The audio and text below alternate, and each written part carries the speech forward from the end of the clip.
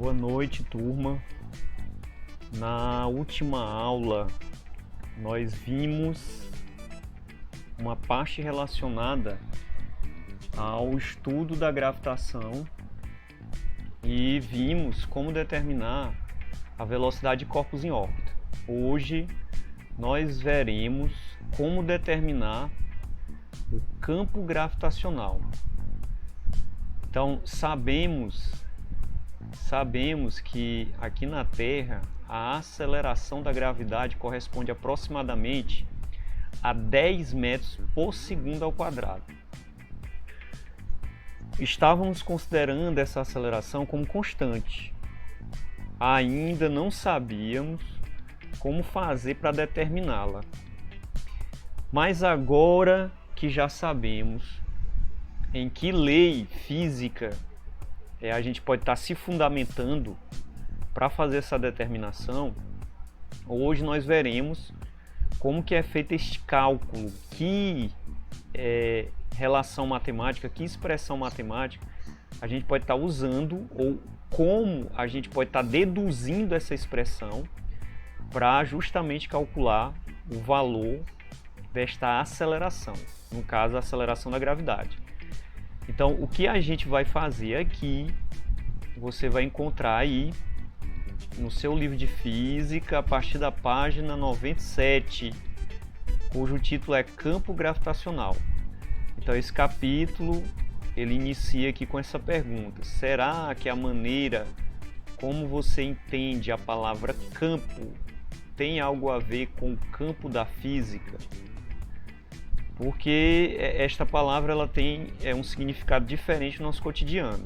Aqui na física, a palavra campo ela vai ser aplicada a forças, então a campos de força. Então, uma imagem que a gente pode estar utilizando de forma grosseira seria a gente pensar num campo de força em torno de algum objeto, né? Aquela proteção, aquela coisa que envolve um objeto. Então isso aí daria uma ideia de campo. Então vamos ver aqui o que é que traz o texto, né? A teoria da gravitação de Newton afirma que os corpos se atraem mutuamente em razão de suas massas, mesmo que não estejam em contato direto, ou seja, uma ação à distância. Foi com essa ideia de ação à distância que Newton conseguiu dar uma explicação para o sistema do mundo, ou seja, explicar a maneira como o universo, todos os sistemas que compõem este universo, eles estão relacionados, né, através dessa ação à distância. Então aqui traz um texto pequeno aqui nessa caixinha, né? É uma carta de Newton, um aluno dele, Bentley, é uma das correspondências de Newton. Então olha só o que foi que ele escreveu: a ideia de que a gravidade é inata, inerente e essencial à matéria, de forma que um corpo pode atuar sobre outra distância através do vácuo, isso é importante, me parece tão absurda que ninguém que possua em assuntos filosóficos uma faculdade competente de pensar possa acreditar nela. A gravidade deve ser causada por um agente, por um ente que atue constantemente de acordo com certas leis. Mas a questão de se esse agente é material ou imaterial, eu a deixo à consideração do leitor. Então o Newton estava querendo dizer com isso que essa ação à distância ela não poderia estar acontecendo sem que não houvesse um veículo em que ela pudesse ser transmitida, ou seja, um intermediário. Então o intermediário dessa ação seria alguma coisa permeando o espaço em que os objetos se encontram. Então essa seria a ideia que Newton coloca, né, de que é necessário um meio para que a gravidade atue. No século XVIII e XIX, o estudo dos fenômenos elétricos e magnéticos estabeleceu novos conceitos. Dentre estes conceitos, o conceito de campo revelou-se muito útil para a análise do universo de fenômenos, sendo por isso aplicado também à gravitação. vamos analisar a gravitação sob o ponto de vista desta noção de campo, né? Campo aqui considerada como uma grandeza, tomando como exemplo a Terra. Então aqui no texto vai ser feita essa consideração, né? A Terra define uma região do espaço onde qualquer objeto fica sujeito a uma força atrativa. Representamos essa propriedade por meio de um conjunto de linhas, denominado linhas de força do campo gravitacional. Então essa figura está representando isso, né? Então se eu tiver aqui a Terra, né, a Terra ela vai estar permeada por este campo de força, né? Um campo de força que eu posso representar com estas linhas, que são chamadas linhas de campo, chegando até ela em direção ao centro, certo? Então, todo e qualquer objeto que entrar na esfera de atuação deste campo de força da Terra, esse objeto vai ficar sujeito a uma força de atração que o direcionará em direção ao planeta. Então veja, aqui eu estou representando a Terra e a Lua. Então veja que a Lua ela está sob a influência desse campo de força, e aí ela fica em órbita. Ela fica em órbita em torno da Terra. Então, ela é atraída, a Lua é atraída pela Terra, porque a Lua está mergulhada no campo de força do nosso planeta, ou seja, no campo de atração gravitacional da Terra. Isso quer dizer que a Lua está constantemente caindo em direção à Terra. Ela só não cai porque existe... Ela tem, né, a Lua ela tem uma velocidade de órbita que tende a deixá-la em movimento em torno da Terra.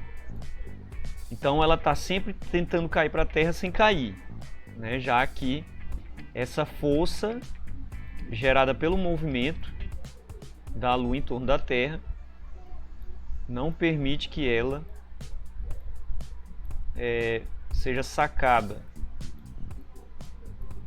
para a Terra, ou então jogada num movimento em que ela sairia em órbita, né? Sairia da órbita, fora da Terra. Então a gente vai representar essa força, por dois vetores, dirigido para o centro da Terra.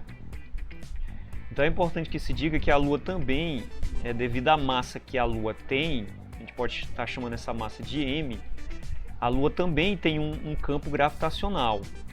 Então eu posso estar representando esse campo gravitacional da Lua também por linhas de força, apontando para o centro da Lua. Então a lei de gravitação ela diz o quê? Que a Lua ela atrai a Terra e a Terra atrai a Lua, devido à ação desse campo. Só que essas interações elas são proporcionais às massas. Então fica muito mais evidente a força de atração da Terra sobre a Lua, porque a massa da Terra é muito maior do que a massa da Lua. Certo? Então eu fiz aqui essa borradeira aqui na figura, né, mostrando essas linhas de força, mas eu vou limpar a tela e vou inserir novamente aqui as duas figuras, tanto a da Terra como da Lua, porque a gente vai precisar dessa figura. Então vou inserir aqui a Terra novamente. Então tá aqui ela. Vou ampliar o planeta e vou inserir também novamente aqui a imagem da Lua. Deixa eu colocar ela aqui também. Pronto, vou reduzir ela porque a Lua é menor do que a Terra, lógico. Então vamos aproximar ela aqui e vamos representar esse movimento de rotação da Lua sobre a Terra como se fosse uma circunferência. A gente sabe, pelo que a gente já estudou nas últimas aulas, que essa órbita ela não é exatamente uma circunferência, né? Mas para efeito de cálculo, a gente vai reduzir a distorção da figura geométrica, que na verdade é uma elipse, não é uma circunferência perfeita, mas vamos tornar ela essa circunferência perfeita para facilitar o nosso cálculo. Então tá aí a órbita da Lua. Então a Lua girando nesse sentido em torno da Terra, e a força de atração gravitacional eu vou representar por dois vetores. Vetores, um par ação e reação, que tem o mesmo valor, só que sentidos contrários. Então aqui é a força de atração gravitacional da Terra sobre a Lua e da Lua sobre a Terra. Vou chamar de FG, força gravitacional. FG. Pois bem, voltando aqui para o texto. Então a gente viu como representar esse campo através de um conjunto de linhas chamado linhas de força do campo gravitacional. Sempre apontados, veja aqui na figura, né? Sempre apontados para o centro de gravidade do astro, né? No caso aí da Terra. As setas indicam a direção e o sentido da força a que ficará sujeito um objeto colocado nessa região. De acordo com essa representação, as linhas são semi-retas e apontam para o centro da Terra, ficando mais próximas umas das outras à medida que se aproximam dela. Assim, além da direção da força, essa figura indica a dependência da força com a distância. Aí veja, né? Quanto mais próximas estiverem as linhas umas das outras, ou seja, mais próximas da esfera que representa a Terra, maior será o módulo da força que um objeto na superfície do planeta estará submetido. Então, o que está sendo dito aí é que essas linhas elas se concentram mais à medida que um corpo vai se aproximando do planeta, então elas ficam mais concentradas. Então, isso significa que à medida que você vai diminuindo a distância do corpo até a Terra, maior vai ficando a força de atração gravitacional. Então a expressão do valor do campo gravitacional vale para qualquer distância do centro da Terra. Ela permite o cálculo do campo gravitacional em todos os locais da Terra e pode ser aplicada para planetas, estrelas, satélites e etc., desde que usemos a massa m do cálculo. Então vamos voltar aqui para a figura. Então olha só. Então vamos considerar aqui, primeiro, a segunda lei de Newton, certo? Segunda lei de Newton. Então, pela segunda lei de Newton,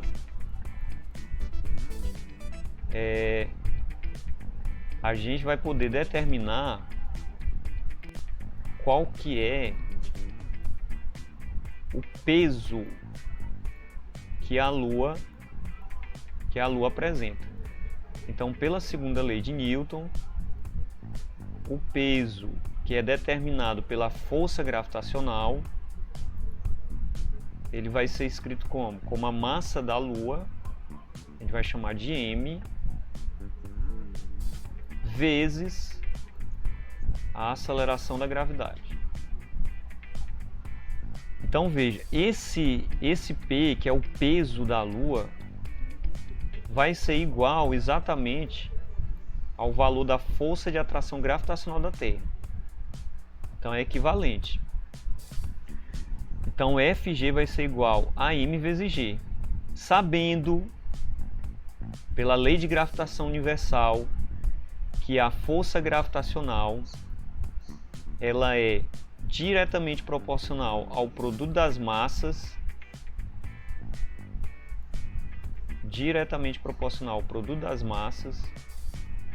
e inversamente proporcional à distância do objeto até o centro da Terra ao quadrado. Então a gente pode montar uma igualdade, né, fazendo a igualdade para essas duas expressões. Então basta substituir agora o FG por esta razão aqui, sendo m a massa da Terra, aqui para o caso do sistema que a gente está estudando, que é massa e Lua. Então vamos fazer essa igualdade, eu vou substituir o FG aqui, então eu vou escrever e dizer que G, que é a constante de gravitação, vezes a massa da Terra, vezes a massa da Lua, dividindo a distância do centro da Lua ao centro da Terra ao quadrado. Então essa distância é essa linha aqui, de centro a centro, que vai ser a distância D, ao quadrado. Vai ser igual a quem? A massa da Lua vezes a gravidade, já que o peso da Lua é determinado pela força de atração gravitacional, ou são equivalentes. Então veja, dessa equação eu tenho aqui, ó, massa da Lua, elas se cancelam. Então eu vou ter no final essa igualdade. Constante, massa da Terra, distância ao quadrado é igual à aceleração da gravidade. Ou seja, o valor de G da aceleração da gravidade, ele é calculado por essa expressão aqui. Constante de gravitação vezes a massa do astro central, dividindo a distância de centro a centro dos corpos ao quadrado. Então essa expressão aqui, ela me fornece uma maneira de calcular a aceleração da gravidade em um planeta. Então veja, se eu tenho o valor de G, se eu tenho o valor da massa da Terra e a distância da Lua até a Terra, eu posso calcular a aceleração da gravidade. Eu posso calcular a aceleração da gravidade na Terra. Ops, detalhe, esse D aqui, se eu quero calcular para a Terra, na verdade eu tenho que considerar o raio da Terra, porque aí eu vou estar calculando a aceleração da gravidade para algum objeto aqui na superfície da Terra. Então eu vou ter que usar para D o valor de R. Então aqui para D igual raio da Terra. Aí eu terei como calcular a aceleração da gravidade para corpos na superfície da Terra. Se eu quiser calcular para a Lua, qual é a aceleração da gravidade na Lua, eu vou ter que pegar o raio da Lua, que é a distância do centro dela até a superfície. E aí usando a mesma forma. Ok? Então, em síntese, o campo gravitacional é um modo de descrever a interação entre objetos em razão das suas massas. O módulo do campo gravitacional é calculado pela razão entre a força gravitacional, que é o peso, e a massa gravitacional, que é m. Ou então pela multiplicação da constante de gravitação universal, que é g, pela massa do planeta dividida pela distância do ponto em que se deseja conhecer o campo até o centro do planeta elevado ao quadrado. Então, que foi a expressão que a gente deduziu lá, no nosso quadro. Então, eu posso, então, com esta expressão, determinar o valor de G. Veja que aqui na página seguinte é mostrada a mesma dedução que a gente fez, certo? Inclusive com os valores, Então, olha só, aqui está aqui a expressão, que é a mesma, que a gente deduziu lá. E aí é feito um cálculo para determinar a aceleração da gravidade na Terra. Então, substituindo os valores de G, da massa da Terra, do raio médio da Terra, está aqui feito o cálculo, encontra-se aproximadamente 9,8 newton por quilograma. Então traz essa tabelinha, mostrando mais uma vez como é que varia a aceleração da gravidade à medida que a gente vai subindo de altitude numa tentativa de sair da superfície do planeta, ou seja, de sair do nosso planeta. Então veja, a 5 km de altitude, a aceleração da gravidade é 9,81. A 10 km já cai para 9,8. a 50 km, o valor de G encontra-se com 9,68 e assim vai. Então a 40.000 km, olha o tanto que reduz a aceleração da gravidade. Chega a um valor menor do que 1 Newton por quilograma ou 1 metro por segundo ao quadrado.